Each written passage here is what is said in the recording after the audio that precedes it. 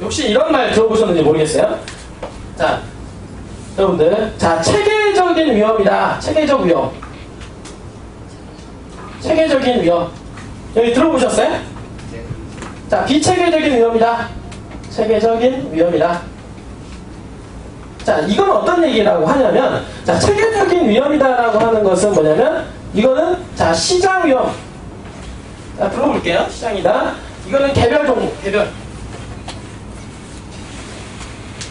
자, 어떤 얘기냐면, 자, 체계적인 위험이다라고 하는 것은, 자, 볼게요.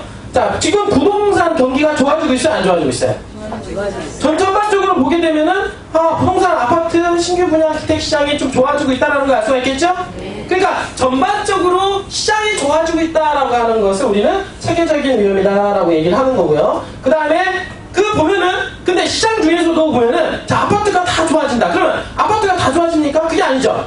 전반적으로 올라가는 상향 추세이긴 하지만 어느 지역은 다른 지역보다 훨씬 더 많이 올라가 있다. 그쵸? 예를 들어서 어느 지역은 전체적으로 올라가긴 올라가는데 우리 지역만 아파트 가격이 안 올라가. 이런 경우가 있잖아. 그쵸? 그거는 어떤 위험이냐면 바로 비체계적인 위험으로서 개별 종목 위험이다. 이렇게 보시면 되는 겁니다. 그래서 예를 들어서 자, 전반적으로 주택, 아파트라든지 토지 시장이 전체적으로 좋아져. 왜 좋아질까? 우리나라 금리가 많이 낮아졌죠? 대출금리가 낮잖아요. 전 세계적인 금리가 낮죠. 그죠? 그러니까 우리나라 금리도 같이 거기에 맞춰서 낮췄죠? 그러니까 유동성 시장이 좋아지죠. 그죠? 유동성이 좋아지니까 아파트라든지 주택, 대출 받을 때 대출 받기도 쉬워지죠? 그러니까 부동산 시장이 거기서 어떻습니까? 구매력이 작용해서 부동산 시장이 전반적으로 좋아지는 시장. 이거 갖다가 우리는 어떤 체계적 위험이 어떻게 좋아지고 있다. 시장이 좋아지고 있다. 그러니까 이게 뭐냐면 시장이 좋아지고 있다. 그러니까 전체적인 흐름이 좋아지고 있다는 거예요. 전체적인 흐름. 근데 전체적인 흐름이 아무리 좋아져도 뭡니까? 개별로 보면 어느 종목, 그러니까 예를 들어서 아파트 같은 경우도 예를 들어서 어느 지역 아파트는 막 달아올라서 예를 들어서 자, 제주도 아파트가 하루 자금을 하니까 1,000만 원씩 올라요. 자, 제주도처럼 자금을 하면 1,000만 원씩 올라가는 데가 또 있어요? 제주도밖에 없잖아요. 그러면 전반적으로 올라가는 추세지만 제주도는 특별하게 올라간단 말이에요. 그거는 왜? 요인이 뭐냐? 제주도가 왜 올라가느냐? 관광에 대한 코드가 잡혀서 중국 사람들이 대거 투자가 이루어지고 수요가 크게 발생을 하잖아요. 그렇죠? 그러니까 제주도 아파트 가격이 달라고 있다라고 하는 거죠. 이 부분들이. 자, 똑같아요. 이 부동산 시장도 주시장하고 똑같습니다. 자, 주시장도 마찬가지예요. 자, 전반적으로, 자, 여러분 봅시다. 자, 지난주 이제 금요일날 뭐가 있었냐면, 미국의 요즘에 가장 화두가 되는 게 뭐냐면, 금리 부분입니다. 금리 부분. 금리를 올리느냐, 내리느냐, 이제 이게 가장 중요한 화두로 지금 떠오르고 있는데, 지금 상황은 어떤 상황이냐면, 원래, 자, 다시 한번 해봐요. 미국의 어떻습니까? 경기가 좋아지고 있다라고 하면은, 원래 경기가 좋아지고 있다라고 하면은, 사인이 시그널이 들어오면은, 뭐가 와야 돼요? 주식이 올라가야 돼, 안 올라가야 돼요? 주가가 올라가야 되는 게 맞잖아요, 그죠? 맞아요, 틀려요? 맞아요. 아니, 경기가 좋아지니까 기업 실적이 좋아질 거고, 그러다 보면은 주가가 올라가는 게 당연한 거 아니겠습니까? 그런데 경기가 좋아진다라고 사인이 오게 되면은 어떤 부분이냐면 반대로 뭐가 나와요? 주가가 반대로 안 좋아지는 쪽으로, 주가가 안 좋아하는 게 주가가 흘러내리는 영향이 있어요. 왜 그런 현상이 벌어지냐면, 자, 경기가 좋아진다? 그러니까 어떻게 돼요? 금리를 올릴 수 있는 확률도 높아진다. 이렇게 가는 거예요. 경기가 좋아지니까. 그러니까 금리를 올릴 거에 대해서 두려움이 있게 되는 거죠. 시장 자체가. 그러니까 주가가 흘러내리는 거야. 주식을 팔아버리는 거야. 이 부분들이. 지금 현재 상황은 그 미국 시장으로 이렇게 흘러가고 있다는 거죠. 그러면 미국 시장이 어떻습니까? 그렇게 해서 지난주에 다우지수가 올라갔어요. 올라가면은 어떻게 되냐면 우리나라 주식시장이 거기에 반응을 해서 같이 따라갑니까? 안 따라갑니까? 같이 따라가죠? 그러면 시장이 그렇게 같이 흘러가는 방향으로 좋아져서 따라가는 거 아니겠어요? 그럼 종합주가지수가 있고 개별 종목이 있죠? 여러분들 주식 해보신 분들 보면 주가지수 올라갔다 떨어졌다 이런 얘기 하잖아요. 그럼 종합주가지수가 올라갔다라고 하는 것은 전체적인 시장이 좋아졌다라는 뜻이에요. 그렇죠? 근데 종합주가지수가 올라갔는데 개별 종목이 어떤 종목은 떨어진 게 있고 어떤 놈은 더 많이 올라간 놈이 있죠? 그러면은 어떻게 되냐? 이 종목은 더 많이 떨어졌다는 얘기는 그 개별 종목으로 보면은 위험 리스크가 더 많이 늘어났다 이렇게 보시면 되는 거예요. 그리고 더 많이 올라갔다라고 하는 것은 시세의 편승에서 올라가긴 했지만 더 많은 재료가 그 주식 시장에는 그 종목에는 더 많이 들어가게 됐다 이렇게 보시면 되겠죠. 부동산 부동산도 마찬가지예요. 자, 부동산 전반적인 흐름이 우상향으로 좋아지고 있다라고 하는 것은 시장이 좋아지고 있다라고 우리가 볼 수가 있는데, 그 좋아지는 것 중에서 특히 춘천에 있는 아파트, 춘천에 있는 토지값이 더 많이 올라가고 있다라고 한다라고 하면 그 개별 종목 하에서 어마어마한 많은 종부가 내포가 있다, 내포돼 있다, 이렇게 보시면은 된다라고 하는 거죠, 여러분들이. 그래서 여러분들 투자를 할 때는 가장 먼저 봐야 되는 게 시장을 먼저 봐야 되고, 두 번째로 보는 거 개별 종목에 대한 어떤 위험 리스크 관리, 이 부분들을 두 가지를 이제 봐야 되는데, 여러분들 볼 때 주식도 마찬가지예요. 주식도 보면은, 자, 전반적으로 시장이 만약 예를 들어서 다우지수가 3% 떨어지면 우리나라 다음날 어떻게 됩니까? 3% 폭락하죠? 그쵸? 그러니까 아무리 종목이 아무리 좋아도 시장 위험이, 시장이 안 좋아지면 전체적으로 같이 폭락할 수 있는, 그러니까 다 서로 다 팔자라는 분위기가 압도적으로 가기 때문에 개별 종목이 좋아진다 하더라도 시장 리스크가 커져버리면 그거를 이렇게 묵살시켜버리는 경우도 발생을 한다는 거예요, 이 부분들이.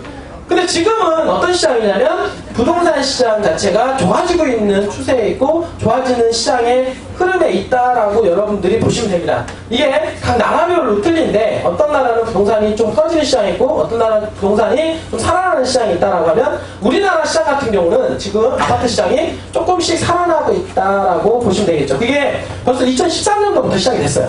2013년도부터 쭉 이제 서서히 시작이 오르면서 다가오면서 금리가 상당히 저조하게 낮아졌죠. 그러면서 금리를 이용을 해서 재투자가 이루어지죠. 그러면서 주택시장이라든지 토시장이 점점 좋아지고 있는 추세에서, 이럴 때는 뭐냐면 개별 종목이 좋아지면 더 탄력을 받는다는 얘기예요. 알겠어요?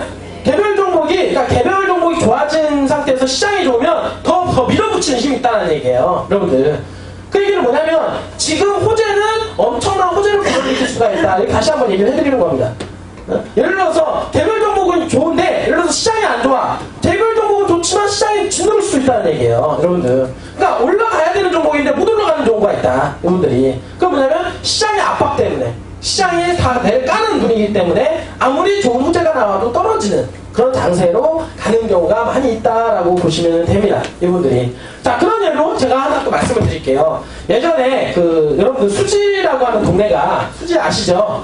용인의 그 수지구 동네가 한참 올라갈 때는 버블 세븐 지역으로 묶여서 현재 목동이라든지 강남이라든지 이런 지역하고 버금갈 정도로 집가 아파트 상승률이 상당히 높았던 시장이에요. 그러니까 쭉 아파트 시장이 높다가 올라갈 때만큼 올라갔죠. 올라갔는데 어떻습니까? 이제 수지의 문제점 뭐냐면 중대형 아파트들을 가장 많이 졌다라는 거예요. 뭔지 알겠죠?